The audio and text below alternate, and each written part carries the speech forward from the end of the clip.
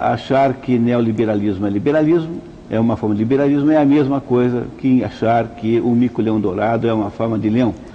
Portanto, a opinião que você ouve aqui, sob o ponto de vista econômico, é uma opinião liberal no sentido estrito da palavra, no sentido legítimo da palavra, e não no sentido distorcido do mundo contemporâneo, sobretudo da imprensa contemporânea.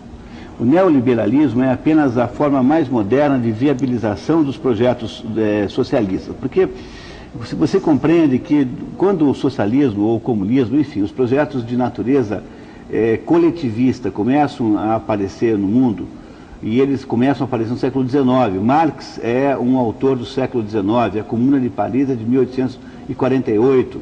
Então, no século XIX começam a aparecer na Europa, sobretudo na Europa, manifestações do socialismo como ideologia. É claro que durante a história da humanidade houve diversas situações socialistas e práticas. Você pode até me dizer que os primeiros cristãos viviam socialisticamente, é verdade. Agora, é só no século XIX que começam a aparecer os teóricos do socialismo. E como ninguém sabia muito bem como fazer isso, então havia muitas abordagens diferentes que estavam em conflito. Havia um grupo que achava que tinha que ser feito via o sistema de cooperativas, então aí está, nesse grupo mais importante, um sujeito chamado Fourier. Esse Fourier foi o inspirador dessas experiências anarquistas do Paraná, por exemplo, tanto a do Giovanni Rossi quanto a de Cândido de Abreu, em que o Dr. Fevre, esse doutor que tem uma ruim homenagem a ele, fez ali uma experiência, fez ali um falanstério, que era o nome que se dava para aquele grupo de socialistas. Então havia um grupo de gente que achava que tinha que ser feito via cooperativismo. Havia outro grupo que achava que se faria via revolução pura e simples, em que o povo toma pelas armas o poder e o povo então estatiza todos os meios de produção. E havia um grupo de gente que achava que se fazia pela cultura e não pelos meios de produção.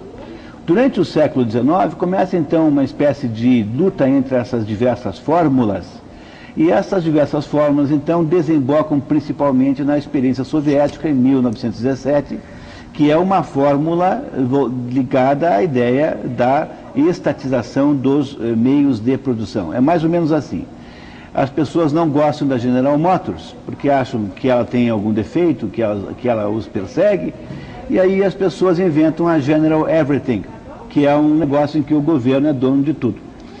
Esse jeito de fazer era um jeito polêmico, não havia unanimidade entre os socialistas sobre esse jeito de fazer, de modo que quando ele é posto na prática na Rússia, depois muito mais tarde na China, por exemplo, em alguns países da Europa depois da Segunda Guerra Mundial, ele é contestado por um grupo de socialistas basicamente ingleses que achavam que, não só os ingleses, mas como também o Antônio Gramsci na Itália, que achava o seguinte, que o pior caminho possível para o socialismo é você tentar ser dono de fábrica, porque o governo não sabe cuidar de uma fábrica tão bem quanto cuida um capitalista. O governo é uma entidade muito diferente de um empresário. Então essa gente achava que o certo era você não ficar tentando estatizar as fábricas, mas é deixar os empresários fazerem a maior quantidade possível de esforço, e aí quando eles conseguem sucesso com esse esforço, você expropria o sucesso deles via sistema tributário.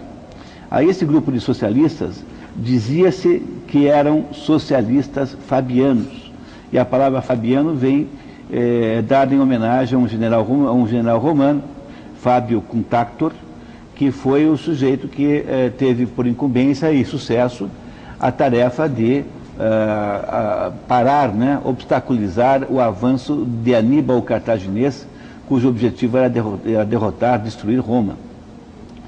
Pois o que aconteceu então no mundo ocidental foi mais ou menos o seguinte: entre 1917 e 1989, quando houve a queda do Muro de Berlim, você tem uma experiência concreta de um socialismo baseado no domínio estatal dos meios de produção, quer dizer, o governo sendo o dono de tudo.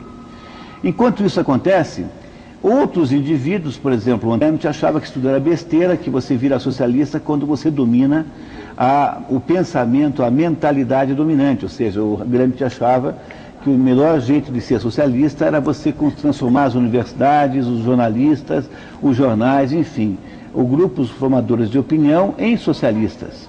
E os fabianos achavam que tinha que deixar os empresários ganharem dinheiro. E aí, então, quando eles tivessem ganho dinheiro, você pegava o dinheiro deles e os assava como porquinhos são assados no Natal. Essas pessoas, tanto os fabianos quanto os gramscianos, acabaram vencendo.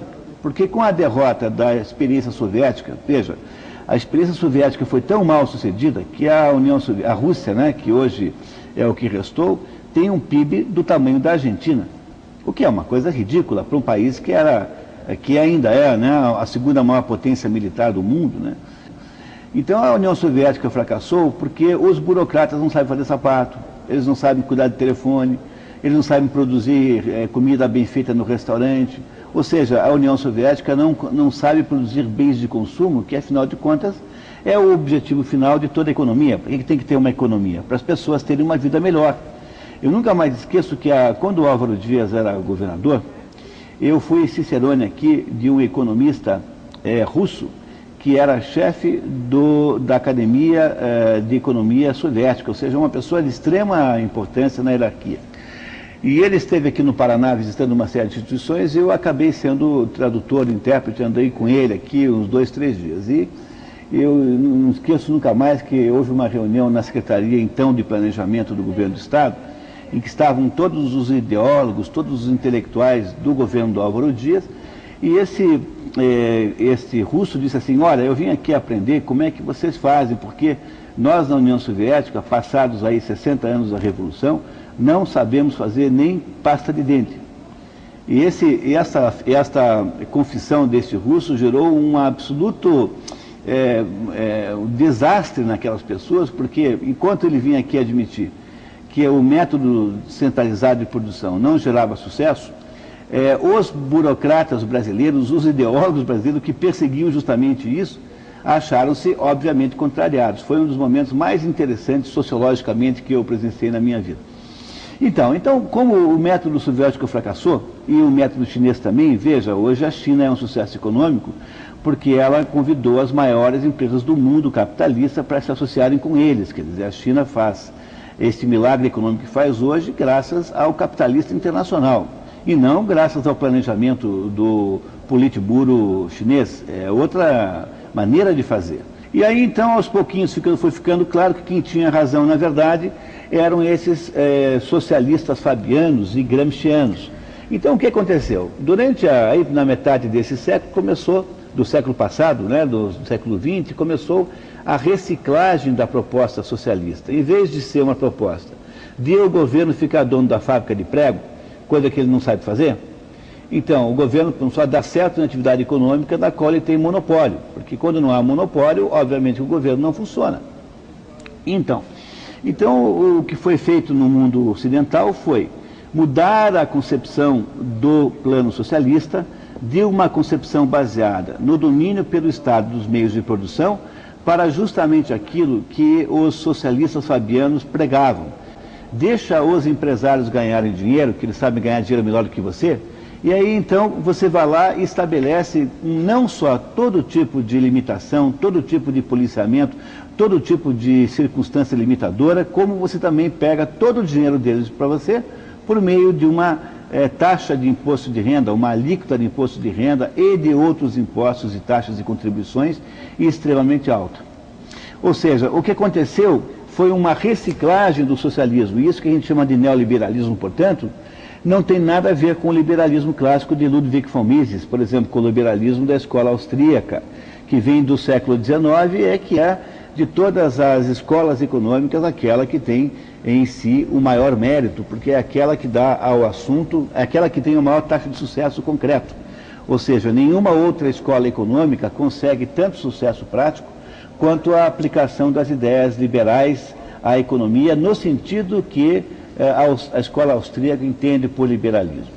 Também é preciso que a gente nunca esqueça que aquilo que a gente aplica como ideias liberais à economia não pode ser transposto a outros assuntos da sociedade. Eu sou um economista liberal, mas eu não concordo com a liberação das drogas. Então eu não acho que possa haver uma aplicação de conceitos liberais econômicos para qualquer coisa que não seja a economia em si própria.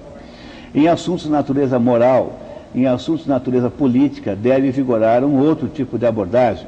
Por exemplo, você não pode montar uma empresa para clonar seres humanos.